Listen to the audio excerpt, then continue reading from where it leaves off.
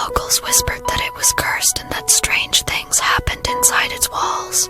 But nobody knew for sure what went on in there until one Halloween night when a group of curious teenagers decided to explore the place. The group consisted of 4 friends: Tom, Jane, Mike, and Sarah.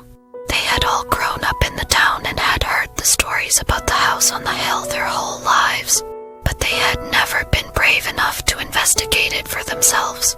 Until tonight, as they approached the house, the wind picked up and the branches of the trees rustled ominously. The moon was full and cast an eerie glow over everything. The friends felt a chill run down their spines as they pushed through the overgrown bushes and stepped onto the porch. The front door was boarded up, but they found a loose board and pried it off. Inside, the air was thick with dust and cobwebs. The furniture was covered with sheet and the floors were creaky and warped. The friends crept through the house, searching for any sign of what might have happened there. As they climbed the staircase to the 2nd floor, they heard a sound coming from one of the rooms. It was a faint whispering, like someone talking in hushed tones. The friends froze, and their hearts pounded in their chests. They had expected the house to be empty. Slowly, they pushed open the door to the room where the whispering was coming from.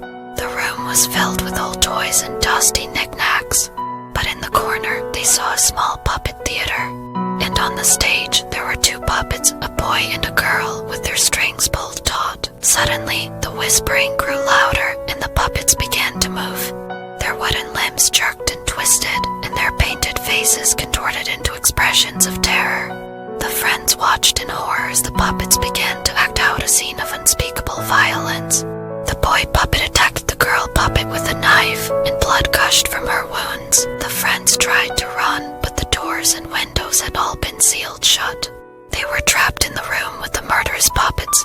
The boy puppet turned to face them, and its painted eyes glinted in the dim light. "Join us," it hissed. "Join us, and we will spare you." The friends didn't know what to do. They were terrified and helpless. But then Sarah had an idea.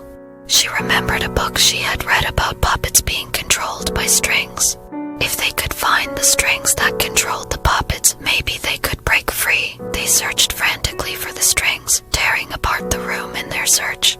Finally, they found them hidden behind the theater stage. They pulled with all their might, and the strings snapped. The puppets went limp, and the room grew silent.